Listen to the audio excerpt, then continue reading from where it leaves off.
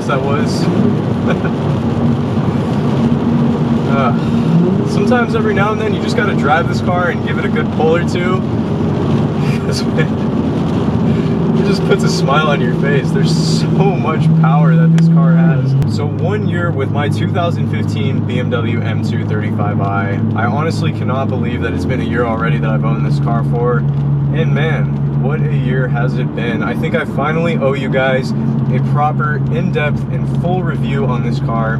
Now, I never actually fully reviewed my own car because I figured I wanted to really let myself have the time to own this car, break it in, understand what I like, what I don't like, and really sort of allow the luster to kind of wear off to an extent before I kind of gave you my honest and as unbiased as possible impressions on this vehicle. So setting off on this somewhat misty, rainy, and cloudy day in Southern California, I gotta say, this has been an awesome car.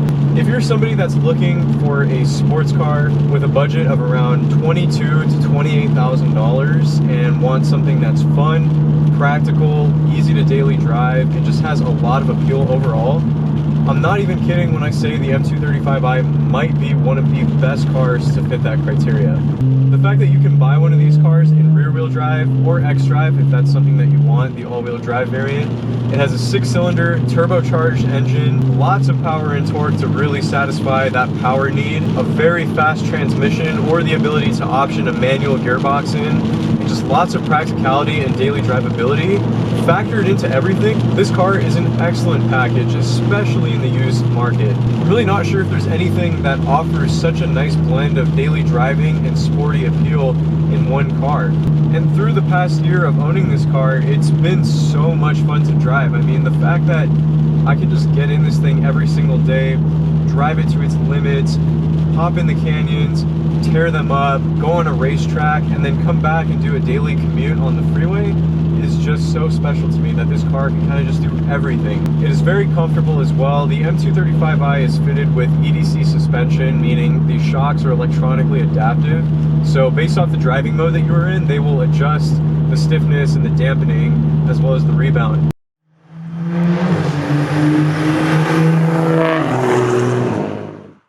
When you're in Sport Plus, you know, you do feel a nice and firm ride, and when you're in Comfort, everything is nice and supple.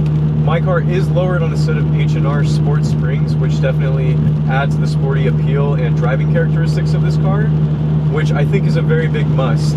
In stock form, the suspension on this car is good.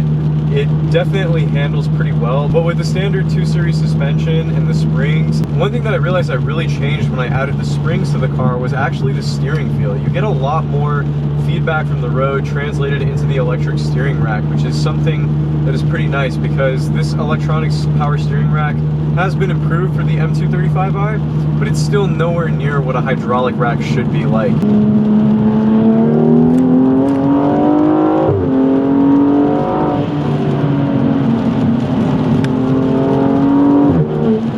The engine, being an N55 inline-6 unit, is powerful. The power delivery is smooth. My car is tuned, obviously. It has a bunch of bolt-on mods like a downpipe, a charge pipe, an intake, and an intercooler, and it's so fun. I mean, there's so much power on tap. You really don't need any more power than this. Even the stock level of power is quite a bit, especially for canyon driving just around town. It's more than enough.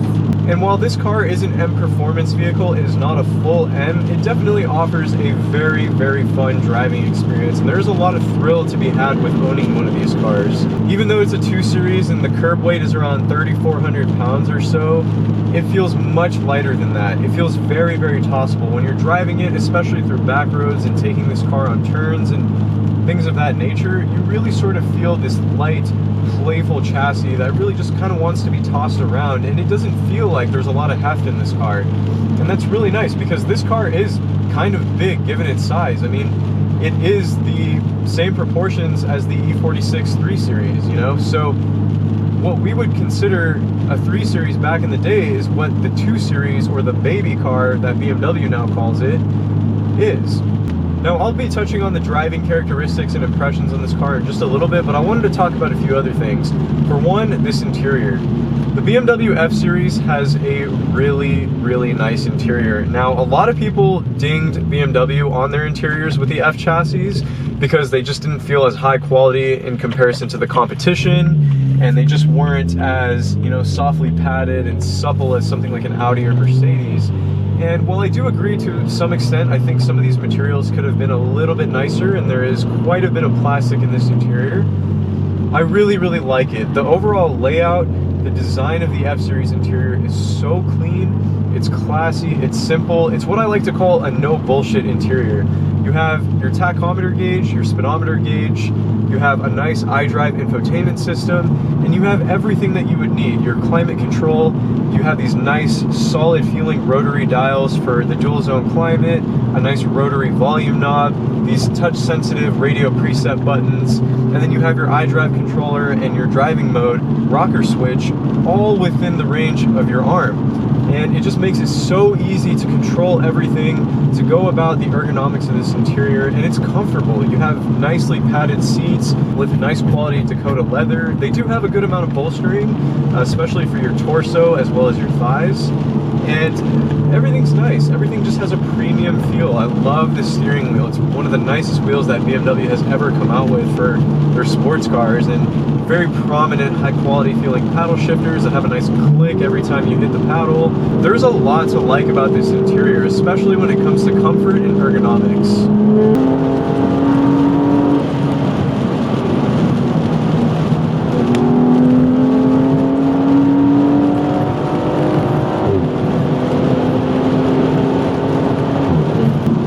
Let me touch on a few things that I don't necessarily enjoy about this car. Now that I've owned it for about a year, I definitely have some gripes. This car is not perfect. To begin, one of the worst things about this car is the fact that there is no oil temperature gauge in it. And I covered this on the 5 things I hate about this car, but it's really something that is so significant and so just shameful that they did not include that in this car. And it really is one of those things that genuinely bothers me every time I get in the car. It is very annoying to not know when my car is properly warmed up. It's just one of those things, like I have to just go easy on the car for 15-20 minutes and just assume that the oil temp and everything is good, and then I can start getting on the car spiritedly.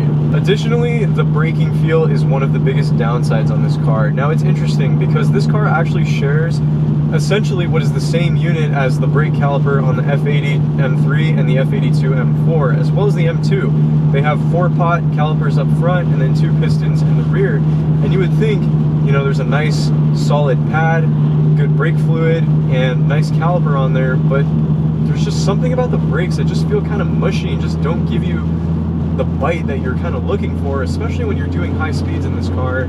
The brakes is just definitely something that needs to be improved. And I know this can definitely be fixed with some pads, some really high temp, you know, like RBF 660 brake fluid and things of that nature. But overall, I definitely think the brakes should have been a little bit stronger out of the factory with this car.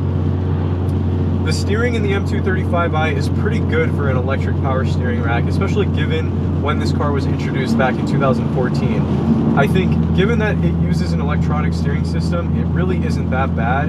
You do get, you know, some feedback through the wheel, nowhere near as much as something like an E92 or an E46 with that hydraulic setup, but overall the feeling of steering is not a deal breaker. You still get enough to where you understand what's going on with the car, and you know, it does feel like the car is communicating with you to a certain extent. I also think that the stock suspension in this car, while it is fun to drive and it is a very playful machine out the box, it definitely needed a lot of improvement. The EDC is really nice, and it is very nice to have that variability within the shocks themselves, but I think the springs are really what was lacking on the OEM suspension. Just the ride height was horrendous. It was so high up, and there was just a little bit too much body roll than I would have liked to experience, and so that's why I went with that lowering spring set, which really helped to fix a lot of that, especially for daily driving use. You know, it's perfect. And the last and final thing that I don't really enjoy about the M235i is the looks. And don't get me wrong, this is a great looking car. It looks nice, it looks classy, it has a sporty appeal, and the front fascia is really aggressive.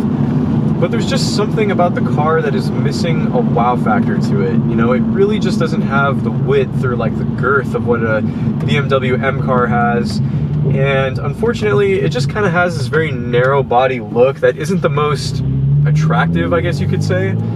And this also hinders the performance of the car because you're limited on tire and wheel options. If you want to get aftermarket wheels and put on some meatier tires, you really don't have that much of an option because the fenders are already rolled out pretty much as they can go from the factory, and you really don't have a whole lot of clearance to begin with already. So unfortunately, it is kind of a bummer, but it's not a huge deal. Overall, this car still handles great, and I think it looks great for the most part on the road. It's just not that like 100%. Obviously, BMW left that for the M2 and the full M cars.